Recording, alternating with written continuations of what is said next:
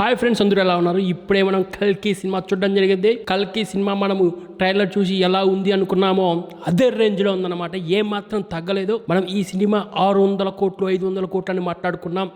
ఆ బడ్జెట్ ఏ రేంజ్లో ఉందో ఈ సినిమా కూడా అదే రేంజ్లో ఉంది. మన తెలుగు సినిమా చరిత్రలో కాదు, ఇండియా సినిమా చరిత్రలో ఇటువంటి సినిమా రాలేదు. అంత అద్భుతంగా ఉందన్నమాట. ఎందుకంటే ఆ విజువల్స్ అలా ఉన్నాయి, ఆ బడ్జెట్కి తగ్గ రేంజ్లో ఉన్నాయన్నమాట. మనకి ట్రైలర్లోనే చాలామంది కనపడ్డారు, ఒక రేంజ్లో ఉన్న హీరోస్ కనపడ్డారు. ఇంకా సినిమాలోకి వెళ్తే ఒక్కొక్క వస్తూ ఉంటుంది, మామూలుగా ఉంటుంది అనమాట. నాగశ్విన్ టేకింగ్ అయితే ఒక రేంజ్లో ఉంది. ఇంటర్వెల్ బ్యాంగ్ మామూలుగా ఇవ్వలేదు. ఇంకా క్లైమాక్స్కి వస్తే పునగాలు వచ్చేస్తాయి అనమాట. ఆ రేంజ్లో ఉంటుంది ఈ సినిమా. సో ఇటువంటి సినిమాలు మనం చూసేటప్పుడు స్టార్టింగ్లో ఈ యొక్క కథ ఏంది, ఆ ప్లేస్ యొక్క ప్రాధాన్యత ఏంది అని చెప్పి వాటి ఇంట్రడక్షన్ ఇచ్చుకుంటూ పోతారనమాట. సో దానికే కొంచెం టైం అయిపోతుంది. ఫస్ట్ హాఫ్లో ఒక సాంగ్ ఉందన్నమాట, అదేం పెద్దగా ఎక్కదు. అంతేకాకుండా మన బ్రహ్మానందం కామెడీ కూడా ఉంది. ఆ కామెడీ కొందరికి నచ్చవచ్చు, కొందరికి నచ్చకపోవచ్చు. కాకపోతే నాకైతే చాలా బాగా నచ్చింది. నాగశ్విన్ సినిమాలో కామియో అనేది ఇంపార్టెంట్. ఆయన తీసిన 2 సినిమాల్లో ఎవడే సుబ్రహ్మణ్యంలో కృష్ణంరాజు గారిని పెట్టారు. దాని తర్వాత మహానటిలో చూసుకుంటే చాలామంది వస్తూ ఉంటారు అనమాట, అలా వస్తూ ఉంటారు. అలాగే ఈ సినిమాలో అదే కామియోలో పడతా ఉంటే ఎట్టా ఉంటుంది, ఈ రేంజ్ సినిమాలో వాళ్ళు వస్తూ ఉంటే ఎలా ఉంటుంది, మామూలు ఉంటుంది అనమాట. ఒక ఊపు ఉంటుంది, ఊపేస్తుంది. ఇంత టికెట్ ఎట్టా పెట్టాలి అనుకునే వాళ్ళు కొంచెం లేట్గా అయినా సరే ఈ సినిమాని థియేటర్లో మాత్రమే చూడండి. మనం ముందే చెప్పుకున్నాం, మనకు ఐమాక్స్ లేకపోయినా ఒక పెద్ద స్క్రీన్లో చూడడానికి ట్రై చేయండి అని. అలాగే ఉందన్నమాట ఈ సినిమా. విజువల్స్ వండర్ అనమాట. ఇటువంటి సినిమా మన తెలుగులో తీస్తారు అని మనం ఎప్పుడు ఎక్స్పెక్ట్ చేసి ఉండము.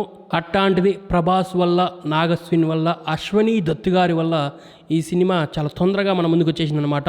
సినిమా అయితే రచ్చరంబోలా మ్యాన్. కాబట్టి మీరు ఈ సినిమాని థియేటర్లో చూడడం మాత్రం మిస్ అవ్వద్దు. ఎవరెవరు ఏ క్యారెక్టర్ చేశారు, ఎవరెవరు ఎలా నటించారు అనేది చెప్పక్కర్లేదు. అది చెప్తే మనకి లీకులు అయిపోతాయి అన్నమాట. కాబట్టి అందరూ యాక్టింగ్ బాగా చేశారు. ఎవరెవరు ఏం చేశారనేది చెప్పకూడదు, సినిమాలోనే చూడాలి. కాకపోతే క్లైమాక్స్ ఉంటుంది, మామూలుగా ఉండదన్నమాట, ఒక రేంజ్ చూపిస్తుంది. అండ్ ఫస్ట్ 5 minutes సినిమాని మాత్రం మిస్ అవ్వద్దు. ఎందుకంటే క్యారెక్టరైజేషన్స్ ఇవన్నీ ఇంట్రో అనేటివి చాలా ఇంపార్టెంటు. సో ఫైనల్గా చెప్పొచ్చేది ఏంటంటే, మనం ట్రైలర్ రిలీజ్ అప్పుడు చెప్పి 300 కోట్లు ఫస్ట్ రోజు కొట్టి పాడే దుప్పుతుందని. కొట్టేసినా పెద్ద ఆశ్చర్యపోవాల్సిన అవసరం లేదు. ఎందుకంటే టికెట్ రేట్ ఆ రేంజ్లో ఉంది. 300 కొట్టయితే చాలా బాగుంటుంది ఫ్రెండ్స్. అది ఫస్ట్ రోజు ఇప్పుడు ఏ సినిమాలు లేవు కాబట్టి, ప్రభాస్ ఒక్క సినిమానే ఉంది కాబట్టి ఆ డబ్బులు ఇట్టా వేసేసుకుంటారు అనమాట. ఇట్టా వేసేసుకుంటారు. ఆ రేంజ్లో ఉంది సినిమా. వంకలు పెట్టి వాళ్ళు పెడతానే ఉంటారు. కాకపోతే డబ్బుల వర్షం కురుస్తుందన్నమాట మన అశ్వనీ దత్ గారికి. ఆయన తన అల్లుడని పెట్టాడా లేకపోతే సినిమా స్టోరీ నచ్చి పెట్టాడో తెలియదు, కానీ డబ్బులు అయితే పెట్టాడు, రిటర్న్ అయితే రాబడుతున్నాడు. ఇది సంతోషకరం అన్నమాట. ఎందుకంటే 600 కోట్లు పెట్టి మళ్ళీ ఎక్కడైనా దెబ్బ పడితే చాలా ప్రాబ్లం అవుతాయి. కాకపోతే సినిమాకి పెట్టిన డబ్బులు ఒక రేంజ్లో రాబోతున్నాయి. అది హ్యాపీ అనమాట. సో మీరు కూడా థియేటర్కి వెళ్ళి ఈ సినిమా చూసేయండి. రీసెంట్గా పెద్దగా సినిమాలు రాలేదు. ఈ సినిమాతో మీ కడుపు నిండిపోతుందని నేను ఆశిస్తున్నాను. నెక్స్ట్ మూవీ రివ్యూలో మళ్ళీ కలుద్దాం. So please subscribe the channel. Thanks for watching.